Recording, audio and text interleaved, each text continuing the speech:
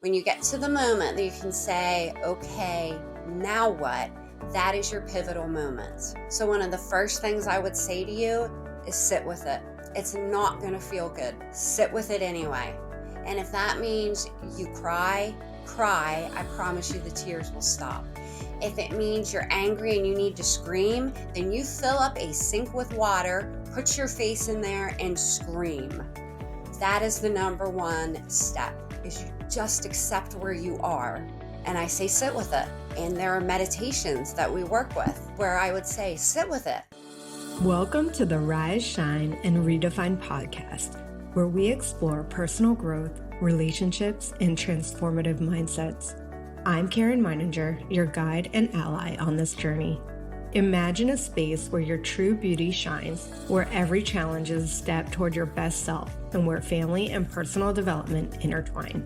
As your BFF for mindset mastery, I'm here to share insight and laughter, to guide you through the highs and lows, and to celebrate your journey towards authenticity and fulfillment. Join us as we redefine what it means to live beautifully, love our journey, and embrace our true selves.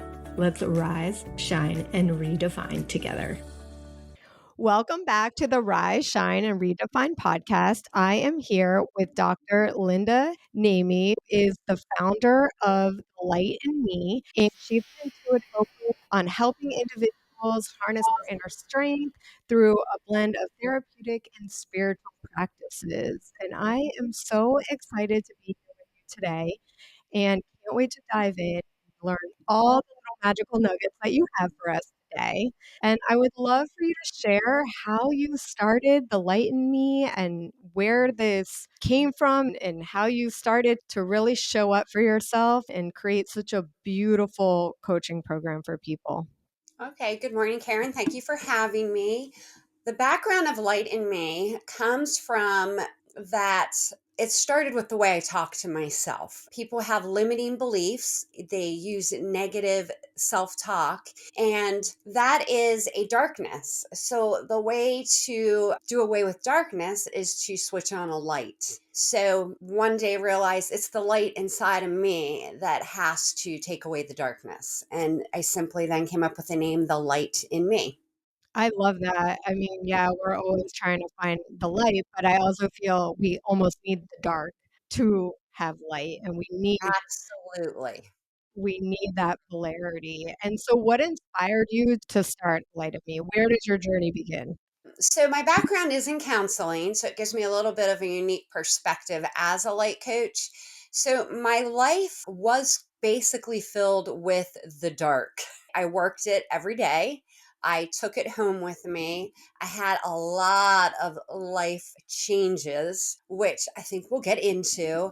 But I took all of that darkness and not just within me, but within other people. And I started to realize there's got to be a better way. There's got to be a way that you don't wake up and go to bed feeling as if there's dark. And so, as I went through my history with a divorce or losing my father too early, or maybe just having that groundhog day where every day it's like you wake up, you get through it, you go to bed and you do it again, is when I started to realize that with my unique background as a counselor, I took that and then I said, okay, but now what? There's got to be more. There's got to be a way that whether it's raining, snowing, a hurricane, whatever, there's got to be a way that every day you can wake up and see the light. And so I just found some different methods through taking my educational background and adding in a certificate in meditation and in life coaching. And I thought, I got a gift. And that gift needs to be shared. That's where that light in me needs to shine so that you can find the light in you. So beautiful. I love that. And I want to unpack more of this transformational journey. You had told me off air or previously you went through a divorce. Let's unpack that a little bit because I Okay. know this can be a little deep, and if you're willing to share, how you came out of what sounded very traumatic and really finding the light in you to move through and to move forward and find this compassion for yourself. I'm sure there are listeners out there now who have gone through a divorce, whether it's something that you've chosen yourself or if it's something that's chosen for you. Divorce is traumatic. And in my case, it was chosen for me. And I know we'll get into the whiteboard analogy, so I won't get into a whole lot of that about what we talked about. In the case of my divorce, I had been married for 22 years when I discovered that my former husband had a girlfriend. So I don't have to tell anyone who's been through it. It takes your breath away. So you have a choice at that point. What are you going to do? Am I going to live the same life as he's moving forward and surround myself in darkness and sadness and crazy? Or am I going to look at that as the pivotal moment of saying, there's more to life and transform myself, which is what I chose to do. Life gets scary no matter who you are, and whether it's this divorce or it's a sickness or fill in the blank. Life gets scary, and then it's up to us to either decide to stay in that dark or to find a way to go, there's better. And I will forever be grateful to my former husband for doing what he did, because I don't know that I realized how unhappy I was until I was no longer unhappy. Yeah. Those moments that change a person.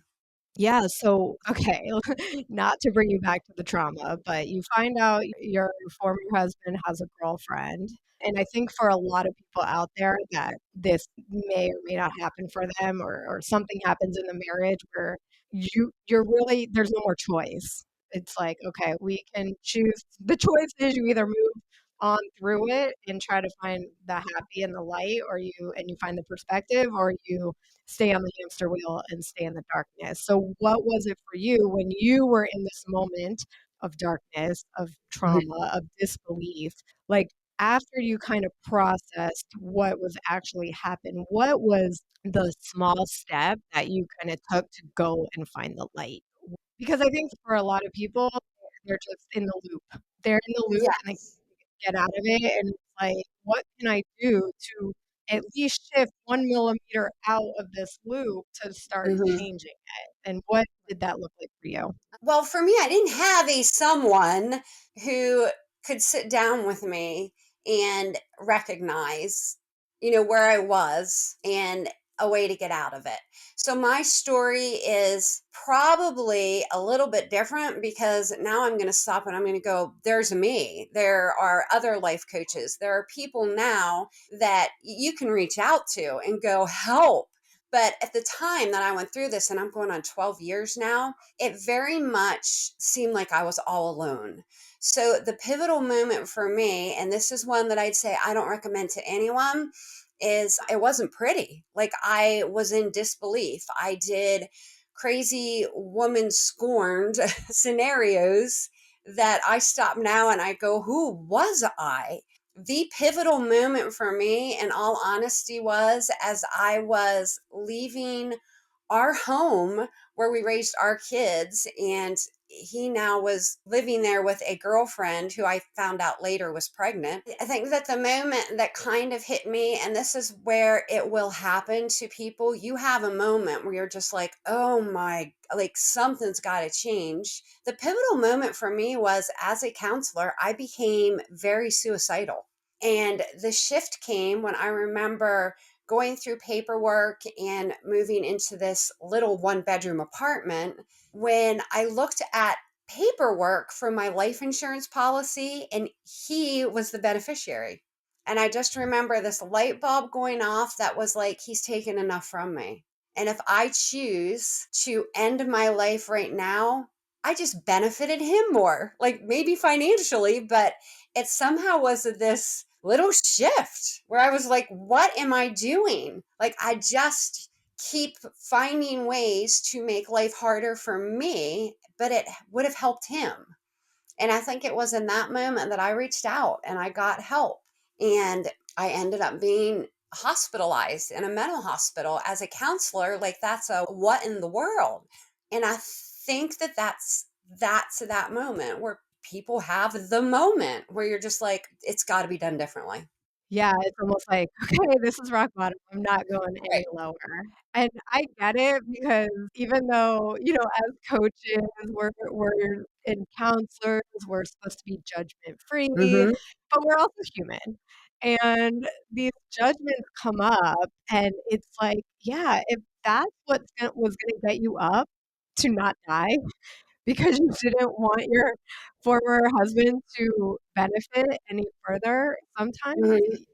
those things are the shift that we need, and Yeah, yeah, absolutely. And I it's not agree. always pretty. Not Life is recommended, but not pretty, but it can be beautiful. Yeah, and then the other moment that I remember vividly is, I mean, of course, I was in a much better situation than a lot of women. Our children at the time were 21 and 18, which it didn't seem like it was a benefit then, but it truly is. But I feel like the other moment that I had this complete light bulb moment was my children, without getting into too much personal, we knew my former husband's girlfriend. He had worked with her. So we knew her name, we knew who she was. It was not like something random. It obviously took years to grow into what it was. And I can remember wanting to be, and I was that angry woman scorned. And a lot of my anger was placed toward her, which in hindsight, I'm like, she was single. You don't know the story she got. But the other moment that I can really remember is the light bulb moment is my children were absolutely amazing to her. They were lovely to her, and they have since accepted their half brother and sister as their own. And I got angry a lot.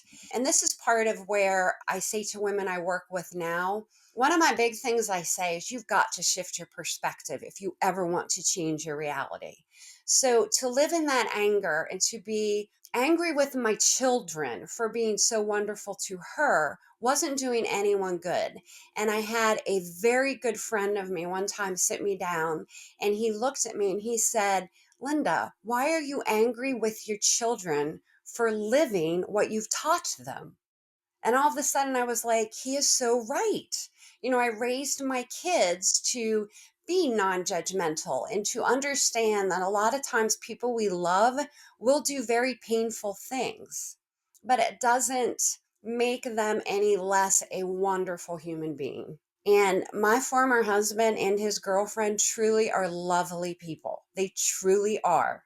And how can I hold this anger because my kids have chosen to live that life where I would say to them, you know what, maybe he wasn't the best husband, but he's an amazing father. Or you know what, maybe I wouldn't have wanted them to make those choices, but you love them anyway. So that's the other moment where I was like, get rid of that darkness. Shift your perspective. Choose to look at all the good that this horrible event placed into your life, because you can change the way you look at things. And it's the saying, Wayne Dyer, I don't know if you're familiar with Wayne Dyer, but he always said, absolutely. change the way you look at things and the things you look at change. So it's that same shift your perspective and change your reality. And it's a conscious choice that we all get to make in every moment, every day until it gets easier. Yeah, and I don't know if you're familiar with Byron Katie's work, but she also says, "If you argue with reality, you will lose 100% of the time." Yes, you will. It's the one sure thing. Yes. So I love that, like, shifting your first of all, it's just having the awareness, right? Like, you are fully aware.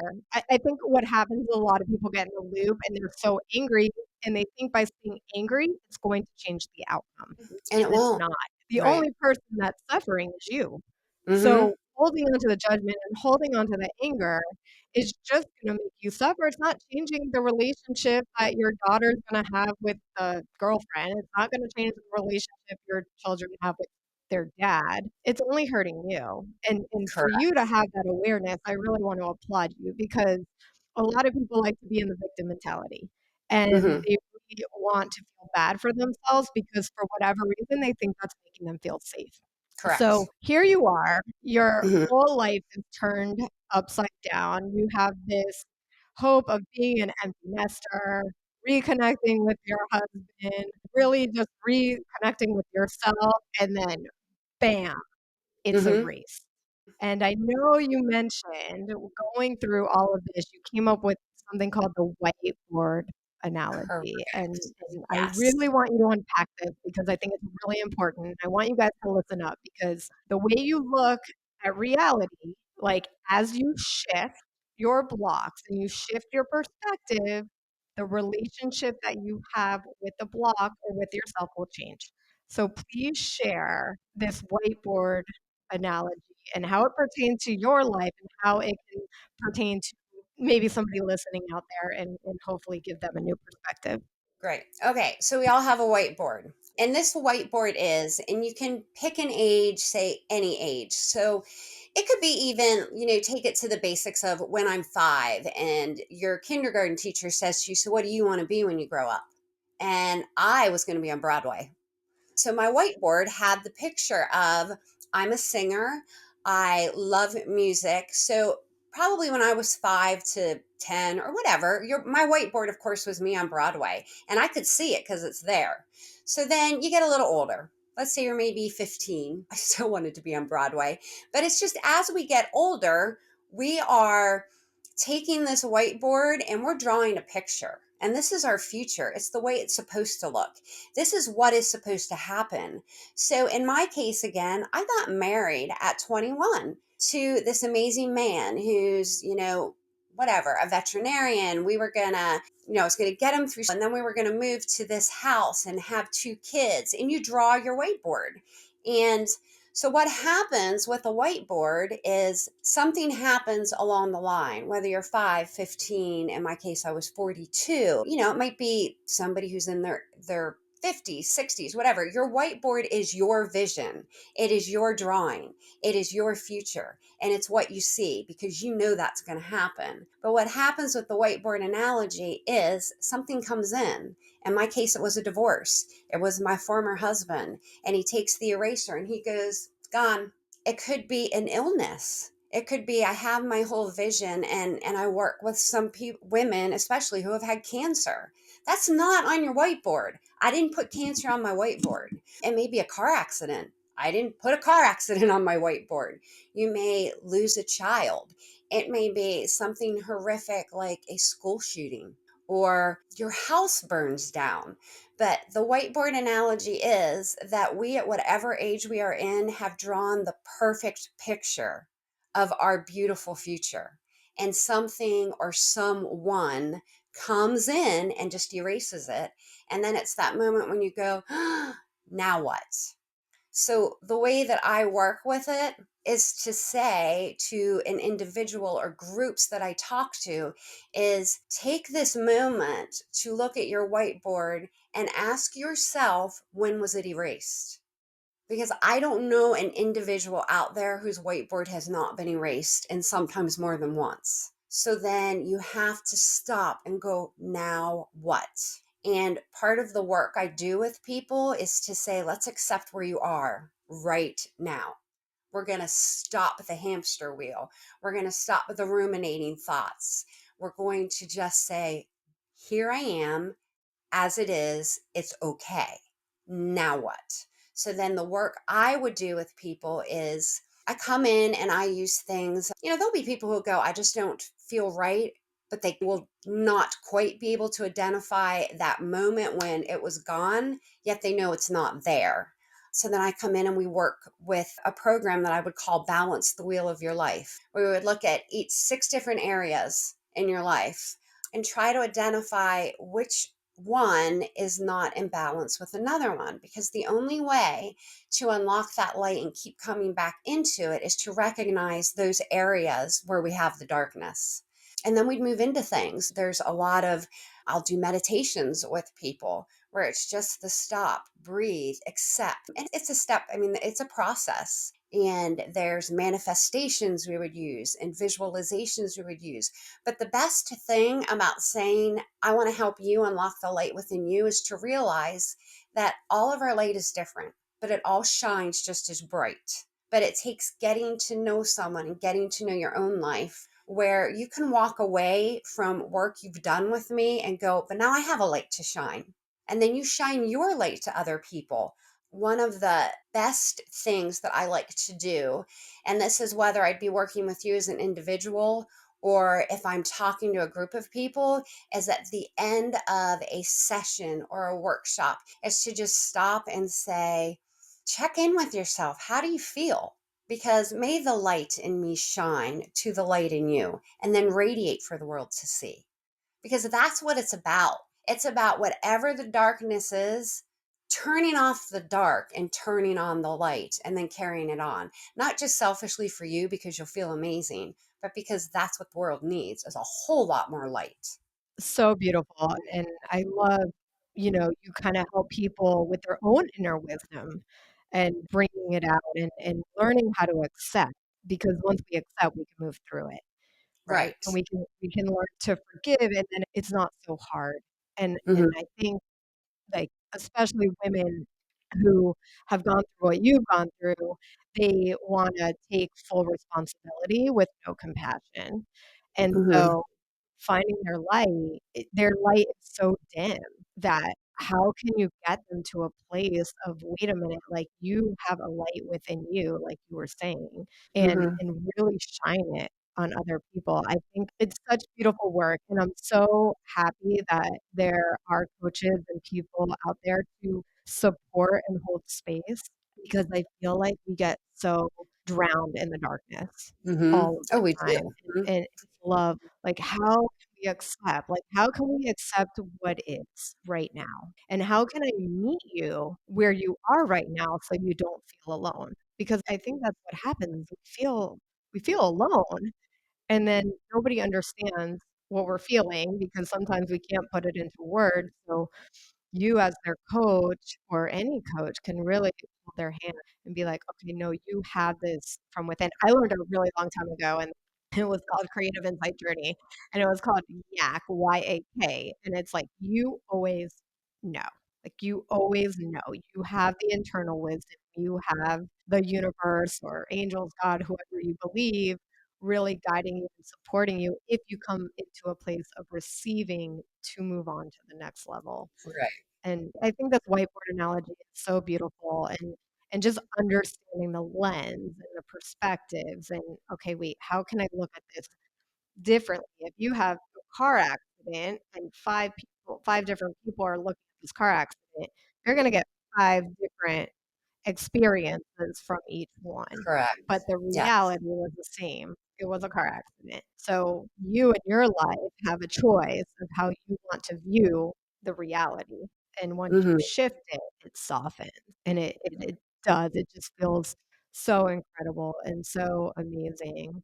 So you've had a couple of other transitions. I know you said your dad passed away, and that was a whiteboard moment that got erased for you. How did you Yeah. redraw on your whiteboard after that?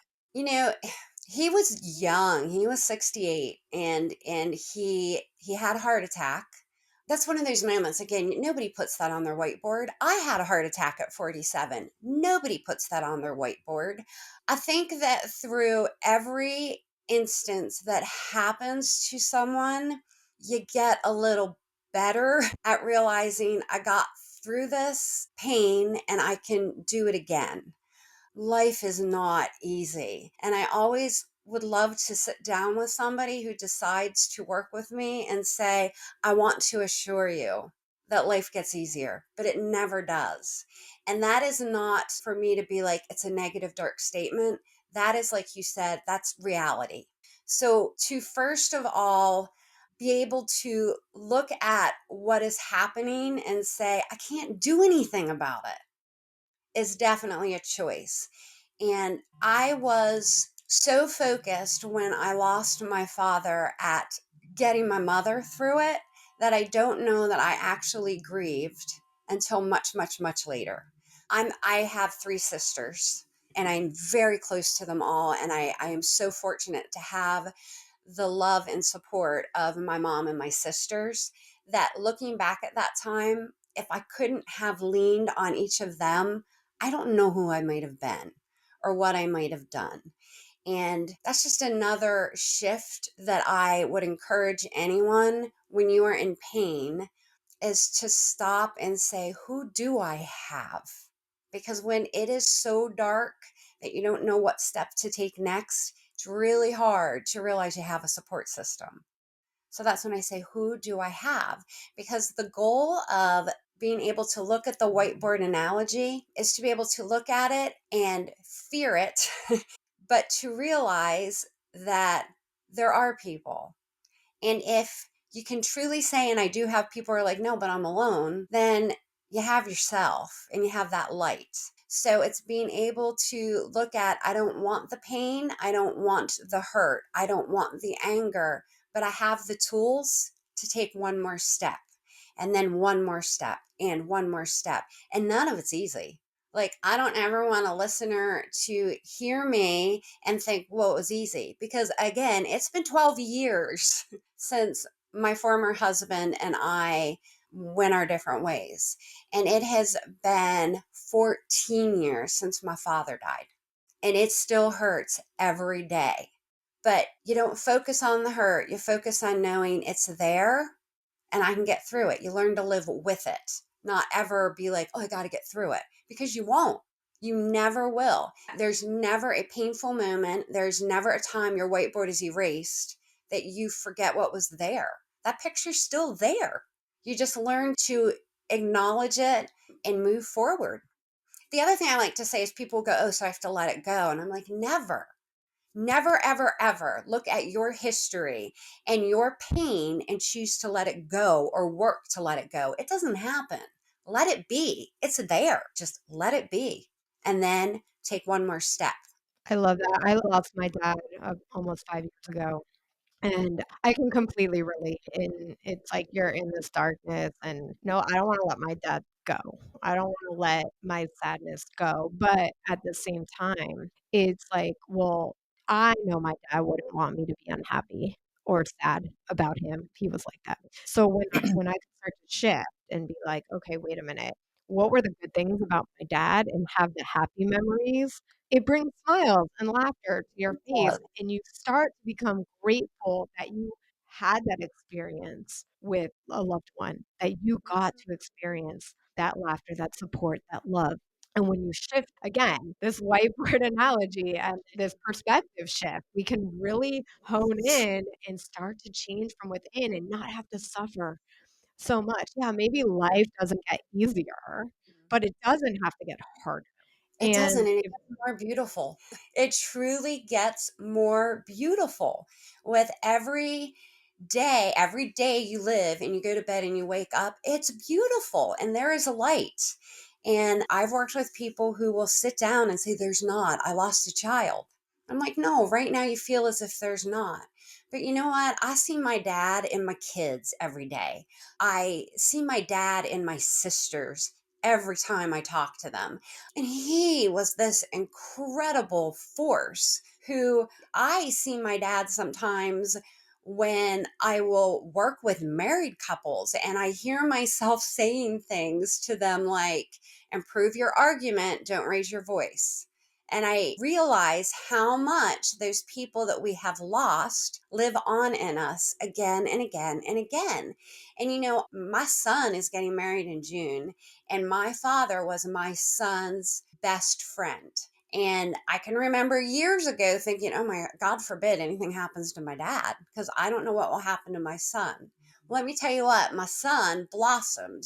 And, you know, he's got that light where I see so much of my dad in him. And I'm going to be sad on the day that my son gets married to think that my dad's not there. But, you know, my dad wasn't there to see my son graduate from college or when he got his master's or when he became a dentist. He was not physically there, but all you have to do is when you shift a little bit, my dad's right there in my son's eyes. And he's so proud. And that's where I say to people, pain hurts, but you can choose to say this pain hurts, or you can choose to make it beautiful pain. And that is really a blessing to be able to have that knowledge that it can be beautiful pain. And, we talked a little bit about polarity. You don't know what the light is until you've experienced the dark. It's the same thing where I'd say I would never say to anyone the pain goes away, but it's that same polarity. It can be pain. It's still there, but you can make it a beautiful pain.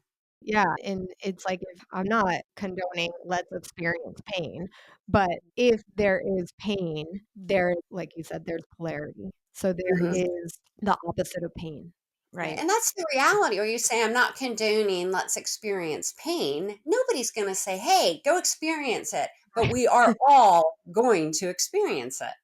And it's just, again, where you said, how do you accept where you are? I think that's one of the first things that I would encourage anyone is to say, accept you're in pain. And it's not going to change. Pain is a fact of life. So what can somebody do to start shifting into acceptance? Because Okay. there's pretend acceptance of like, yeah, Mm-hmm. yeah, it's fine. It's fine. Yeah. And then there's truly accepting where it's very neutral. Mm-hmm. And how can somebody start the process of accepting? Because Okay. I feel like it's a That's little an tricky. important thing. Yeah, because I'm sure, people are sitting out there and listening and saying, okay, great. So I just said I'm angry, or great, I'm hurting. Now what? And again, that's part of what I would say is transformational coaching. When you get to the moment that you can say, okay, now what? That is your pivotal moment. So, one of the first things I would say to you is sit with it. It's not going to feel good. Sit with it anyway. And if that means you cry, I promise you the tears will stop. If it means you're angry and you need to scream, then you fill up a sink with water, put your face in there and scream. That is the number one step, is you just accept where you are. And I say sit with it. And there are meditations that we work with where I would say sit with it. Let it wash over you. You are angry. You are hurt. This isn't fair. And that's okay. You're going to sit with it. Yeah, I think we're in this society of feelings are bad and a sign of weakness, and we don't wanna feel the feelings. We try to push them away, Your and, feelings like, for just me are. yeah, for me, like, I suffer from anxiety. I have Mhm, anxiety all the time, and the other day, I was in the shower and I was thinking, "Okay, I have this sensation of anxiety coming up," and what I did in that moment is I shifted the sensation to not mean anxiety, but to mean, "Oh, there's a breakthrough coming." Same mhm. sensation in the body, new thought. Yes, you're And then shifting the way you're looking at it. right, and so I think for people to come into acceptance is, like, feel it, be still, what feel all the sensations, do a body scan, "Okay, my throat is closing up, I feel heavy breathing, like, my body hurts and aches," and whatever that sensation is really sitting with that. I love that, I think that really is the first step to becoming into alignment of acceptance of, Yep. "Okay, it's And here." I'm gonna give you a little something, because with your panic attacks or your anxiety, where I would say to you, that's in the very moment that I would say do a be present meditation, which is kind of what you're doing, except that for a lot of people, when you're in that moment of a panic attack, it's those symptoms that you're afraid of. Because a lot of people will be like, well, I thought I was having a heart attack. So in that moment, I would say do a be present meditation, find your pulse, whether it's your neck, your wrist, your heart, and focus on that and be like, okay, my heart is beating. And then come up with, like you said, as you're shifting, come up with some different words. I feel my heart. I am alive. Or as it is, like just come up with simple where you repeat it and you're noticing something else and not so much of that anxiety. And it's the same thing you're doing, it's just a shift, which I tell Yeah, people I do it love when it. you're angry. I mean, just shift. Yeah. And you're Yeah. doing great. That great practice of just letting it wash through you. Yeah, and just getting really present, like, right? Because when we're present, we're not traumatized by the past, and we're not worried about the future, and Exactly. I think we're in such a go, go, go grind society that it's like I was getting my nails done yesterday, and I was like, "This is taking too long." Like, Hmm. I couldn't just sit and enjoy getting my nails done. It was like, "No, like, I need to get stuff done. I need to go do this. I have it," and, like, the loop happens, and when we can get still and be like, okay, wait a minute, let's get present. As my dad would always say, it is what it is. And when we can really get present with this is what it is You and focus start on it. the beauty of the now. Yeah. So Yeah. when you're getting impatient or you're getting angry or you're getting scared, wherever you are, you focus on the beauty of the now. And there's another simple exercise where I would give people to kind of transform from the whiteboard's gone to the next step. I practice meditation all day long. Part of it is I get up every morning at 4 and I will do what people traditionally see as meditation, and I'll take an hour and I will sit in silence and I will journal. But meditation is something that you can practice all day long. So when you're at the nail salon and you're getting impatient, or you're in traffic and you're getting impatient, or somebody says something that just makes you angry, and it's like you said, you feel yourself going here and not staying here. A simple exercise and part of meditation practice is to be present and look at the beauty. So, what I would say to you is in that moment, either look for 5 different sights you didn't notice before, or listen for 5 different sounds. And then, so you do that and you notice the beauty of the sights or the beauty of the sounds, you've brought yourself back to this moment. Yeah, I love tapping into the senses to get present. You're like, Mhm. okay, what am I seeing? What am I hearing? What am I feeling? What am I Right. tasting? What am I smelling? And with the visual, what something that I learned also going on with finding 5 things is also picking a color and being like, Right. okay, where are there 5 things that are this color? And then it almost becomes like, oh, it's like, okay, now I'm gonna get to challenge myself and be present and be like, Mhm. "I'm gonna find everything red." Like, I remember I went for a walk, and I went on a color walk, and I was like, "Okay, I'm gonna pick the color yellow."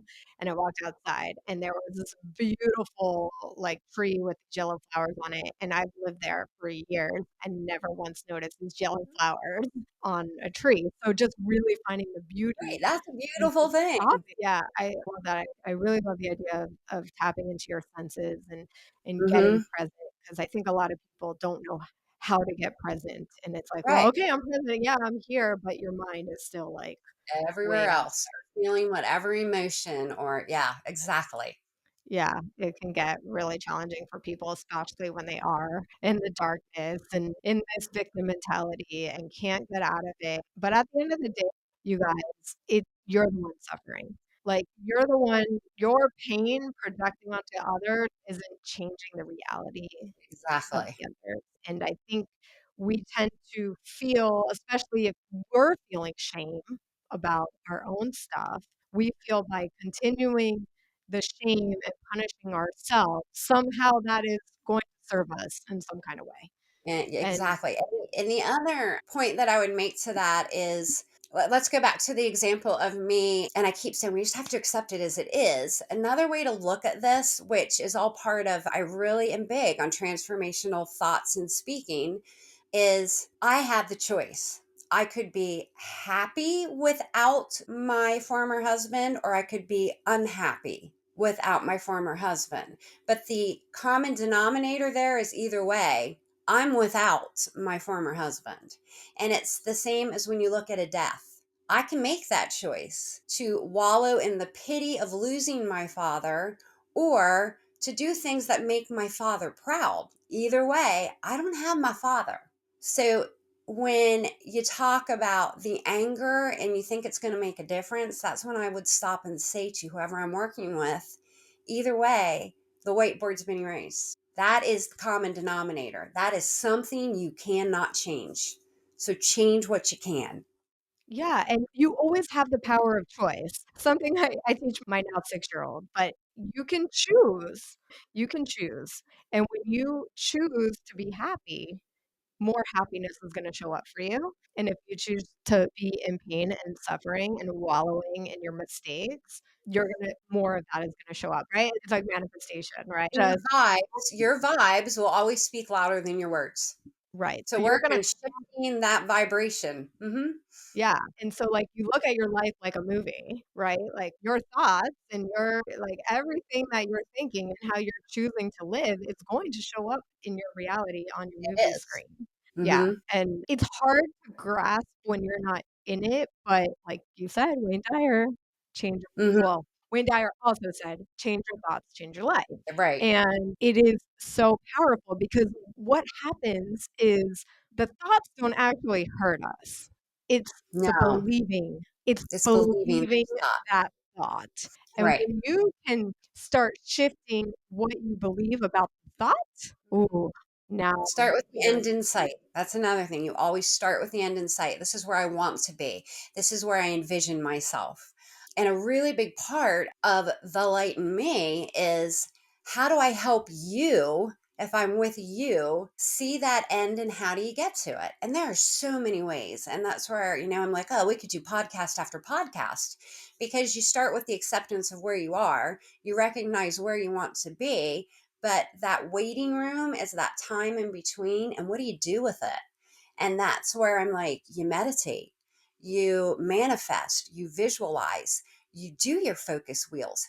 There's all this work that you can do in between that seems kind of scary on your own, but work with a coach. I mean, if people are listening and you don't choose to work with me, there are coaches out there. Work with someone until you get the belief and the knowledge that you can and will do this. Your life will change. Yeah, I wanna talk a little bit more about meditation. I think it's definitely a lot more trendy now, a lot more people are getting into it, but I think people fear that they don't do it right. And Hmm. my belief is that there's no wrong way to meditate, and Correct. There meditate is no wrong way to meditate.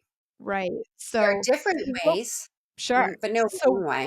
what would you recommend for somebody who's just like, "Okay, I'm listening to this podcast. I wanna start changing my life. I wanna start transforming my life.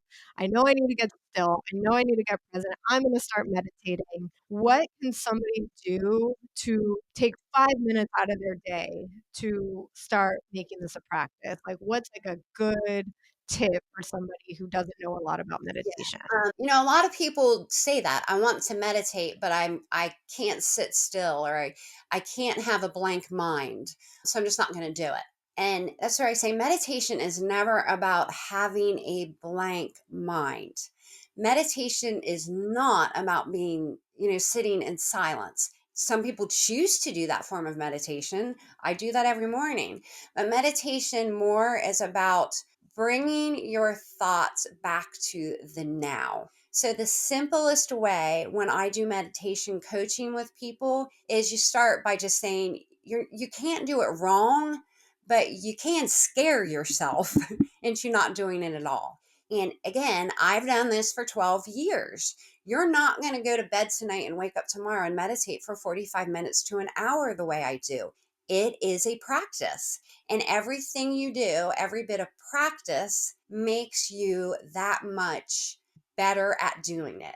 So if you were to say, but I just want to meditate 5 minutes a day, I would give you one of two things. One of those would be to say, then break it up into 5 separate minutes, because 5 minutes at once might seem really difficult. And if I'm going to break it up into 5 separate minutes, I would say to you right now, give me 5 different times today. So maybe it's going to be at like 11 a.m., 1 p.m., 3 p.m., 5 p.m., and 7 p.m. And I would say at those moments, set your timer. And for the next minute, whatever your mind was going to do here, here, and here is when you're going to find those 5 things that are red, or look at your 5 different sites. You just meditated and then do it again. And that's meditation. The other way I would do is to say to you, in 5 minutes a day, it's Change Your Life in 5 minutes a day is a program that I used to do with married couples who would come in for counseling. But I'm going to take it one step further. Anyone can do this. So you pick 5 minutes in the morning and you're not going to get out of bed. You're going to set your timer, or if you have your snooze, 5 minutes where you're going to lay there and you're going to feel the pillow behind your head, or the coolness of the sheets, or the cute little French bulldog snoring next to you, you're going to pet her. That's meditation. And then you build on that. I mean, meditation really is simple, but like I said again, it is a practice. All right, for all you moms out there, I don't want to hear excuses of why you can't meditate. You can even do this with your kids. Like, hey, wait a minute, let's find 5 colors right now and set the timer for 1 minute. And you just got really present. And if you do have children, now your children are learning how to get really present also. Exactly. Right. And you know what? That's the other thing that you and I talked about a little bit is that when I started my doctorate, which is in crisis and trauma counseling, kids are afraid. People are afraid. We've lived through COVID and there are mass murders, and it's a scary time. And like you and I talked about a little bit before the podcast, my vision when I started my dissertation was I wanted to find a way to introduce meditation into schools so that kids learn the basic meditation, just like you said, hey, moms. But I want everybody to know how to meditate. It truly is so beneficial to you emotionally and mentally and physically. There's a study that Rumi did that said 1 hour of meditation is equal to 4 hours of good sleep. So that is somewhere that I would say, if you take nothing else from this whole podcast, go learn to be present and do those be present meditations and share it with your kids, share it with your parents, share it with your friends. It is so beneficial and so needed at this point in time. Absolutely. I think that is a beautiful tip and a beautiful takeaway is just learning how to get present. When you get present, you're free. You feel free.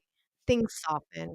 You are safe. We're always Mm-hmm. in fight or flight. And when you're present, you're safe. I mean, Right. unless you're literally being chased by a tiger, or some, And it might be a little bit, yeah. But yeah, later, after you escape the tiger, there's going to be a good story. You're going to shift your perception, change reality, and realize it was a beautiful thing that happened. I love that. Yeah, absolutely. So, Dr. Lynda, where can people find you? How can they connect with you? Where are you present? The easiest way to find me is to go to my website, which is www.thelightinme.net. If I have any events that I'm doing will be on the website. If I'm going to be on a podcast, it will all be there.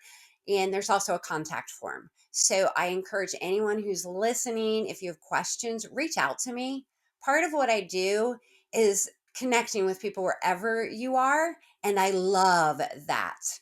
So send me a text, send me an email. If you have a question about something I've said, go ahead and ask. And if you're somebody who wants to work with me, again, I have on my website, I'll give you a 15-minute consultation. So you can tell me maybe what's going on, and I can tell you how I would help you. Anytime we make the choice to shift our perspective, it is not a one size fits all. So, to take the 15 minutes to connect with me to see how I can work with you is certainly a beneficial thing to do. I also do public speaking. If you are listening and you're a company and you're like, I want her to come in and work with a company or give a talk about any of these things, the whiteboard analogy or meditation or manifestations or visualization, again, just reach out to me through the website where you will see my phone number and there's a contact form. Beautiful. Thank you so much for taking your time today.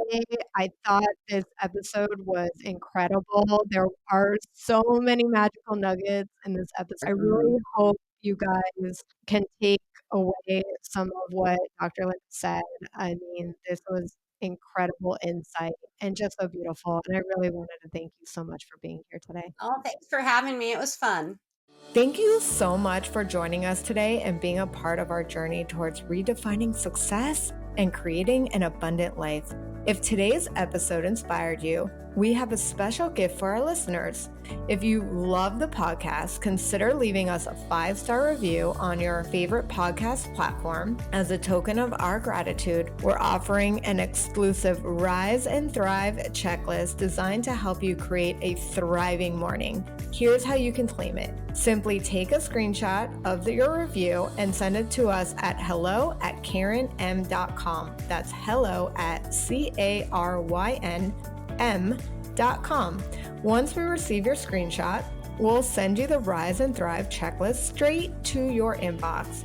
Remember, your reviews help us keep the podcast going and reach more listeners who are on their path and redefining their life. So your support means the world to us. Until next time, keep rising, keep shining, and dare to redefine your life in extraordinary ways.